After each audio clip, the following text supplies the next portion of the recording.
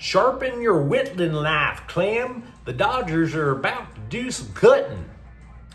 How did USC and UCLA do at the NFL Draft Combine? Meh. And a Rams defensive lineman hints he does not want to return to LA. Good morning. I'm James. This is your daily dose of sports and snark for the greatest sports city in the world, Los Angeles. This is the faithful Angelenos morning report. It is March 3rd, 2025. Welcome back to the Sanctum Sanctorum of LA sports. By the time you see this clip, I'm going to be on a plane headed north for work, which of course completely sucks. But what doesn't suck, talking LA sports. So we're going to start our week by doing that. And if you like being in the know about LA, clickety-clack the like button. Clickety-clack the subscribe button. There's a notification bell. Hit that. It'll let you know when we drop new content. Sharing is caring. Let people know we exist. And by all means, comment. Now, before we go through the news notes, once again, we've changed the format of the show a little bit. Instead of me reading the scoreboard, I'm putting it on a whiteboard. Just pause the clip and read if you want to know the scores. So with that out of the way, let's actually get to the news.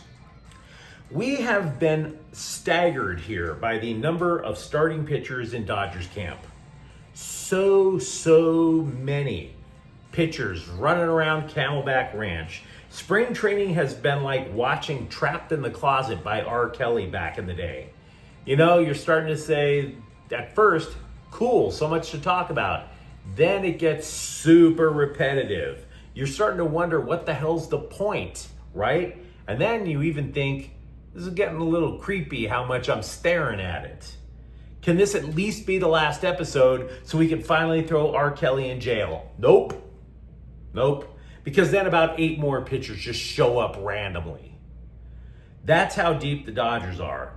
2 pitchers, by the way, who are in the World Series last year are not probable to make the opening day roster. That would be Landon Knack and Ben Kasparius. But we appear to have narrowed down the battle for the 5th spot in the rotation. That would be Tony Gonsolin versus Dustin May, according to The Athletic. And that, by the way, is the theme for the Dodger portion of our show. Finally getting some clarity on this overloaded roster. For example, Dave Roberts said the roster to him is clear everywhere except for center field and second base. Now, I would assume that that's due to the adjustments that Ha-Seong Kim still needs to make. He came over from the Korean baseball organization. We've been talking about this for the last week, how they throw harder in America than they do over in Korea. If he simply can't catch up to Major League pitching quick enough, then he goes to the minors. You're looking at Tommy Edman move up to second, and it could be any one of 3 dudes over in center. Actually 4, if you think about it. James Outman, Andy Pages, Chris Taylor, Kike Hernandez, any one of them. But what I can also tell you is that the Dodgers have finally started to make cuts to the 40-man roster. 8 players are heading to minor league camp, and that includes highly touted prospects Zahir Hope, Josue De Paula, and Nick Frasso. So, yeah, pretty happy to hear that we're getting clarity over in Arizona. You let me know what you think if you're a Dodger fan. With the NFL Combine over, I have to tell you something. I've been combing the interwebs trying to find out anything about USC and UCLA. It's extremely hard to come across, which is very strange when you think about it, how much the Combine has gotten attention over the years, ever since the NFL Network needed something to fill time in the offseason. We can tell you one thing we know about the USC prospects. Running back Woody Marks recorded the 2nd fastest time among running backs in a speed drill. Basically one of those things where you're zigzagging and jumping over things and God knows what. He was also top 5 in bench pressing. Here's the thing though, Marks might be one of those guys who simply performs well in a football situation, where you're asked to make cuts, where you're asked to spin, jump, etc. Because the drill time, outstanding. The straight 40-yard dash, however, not so much. He was 17th among all running backs in the 40. Side note about USC football, they're continuing to get positive reviews for its offseason, which is kind of strange because that's tempered by the fact that the Trojans lost more than 20 players in the transfer portal. Hard to figure a team winning with a situation like that, but actually the Trojans may be pulling it off. CBSSports.com is labeling USC an offseason winner because of the building of an actual front office for the program. Someone to handle the NIL, someone to handle the recruiting, organizing everything, so on. Much like last offseason was about building an elite defensive coaching staff, this one appears to be about building an elite front office. General Manager Chad Bowden, who is, according to CBS Sports, has added a who's who of personnel executives. Dre Brown of Illinois, Max Steinecker of Wisconsin, and Zaire Turner of Notre Dame. As for UCLA, I've only been able to find just one report on how the Bruins did over in Indianapolis this weekend. Linebacker Carson Schwessinger apparently allayed concerns that he would be too small to play linebacker in the NFL. He beefed up to the mid-240s. He also had the second best vertical jump among all linebackers. They are projecting him as a potential first rounder. Kane Medrano also impressed with his speed.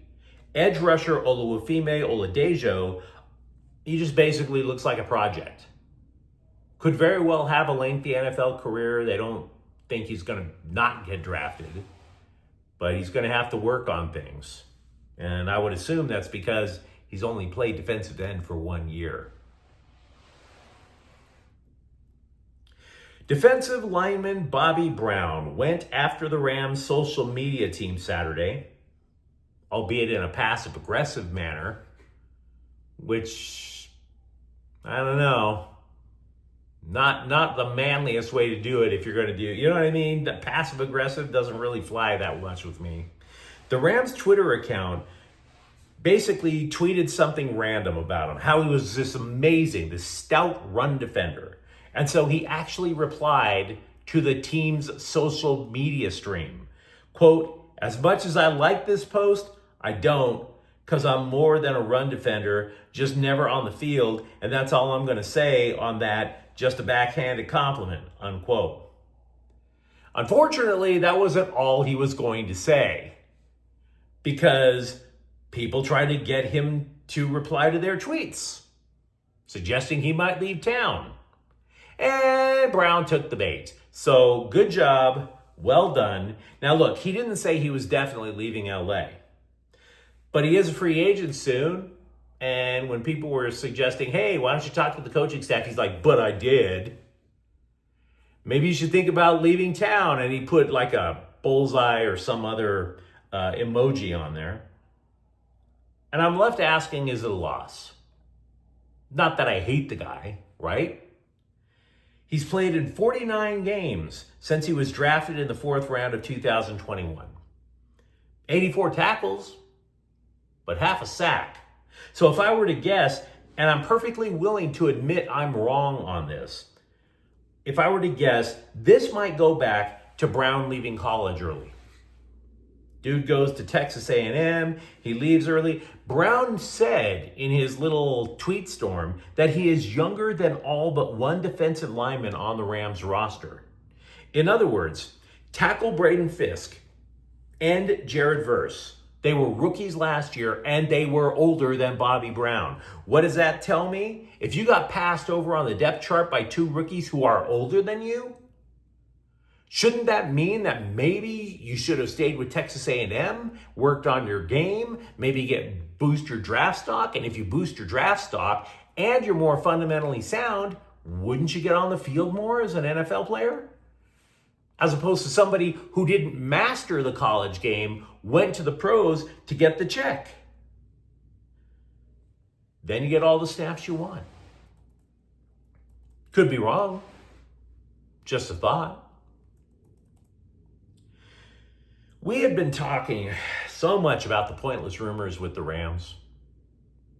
You'd have to admit that if you've watched this program at all. I'm sick of talking about Matthew Stafford. So thank God he's staying. But what do you say we switch the pointless rumor mongering from the Rams over to the Chargers? Because multiple clickbait pornographers are suggesting that Khalil Mack is a goner. And I'm here to tell you from everything I've read, there's no reason to believe it. Somebody at Sports Illustrated, which has lowered itself. Do you remember, are you old enough like me? God help you if you are. But are you old enough, sort of like me, to remember when Sports Illustrated was the must-have, right? Like a sports Bible, if you will? And all of a sudden, it's just been reduced to this vacuous speculative blog. So this scribe writes that Mack will have suitors in free agency. Yeah, of course he's going to have suitors in free agency.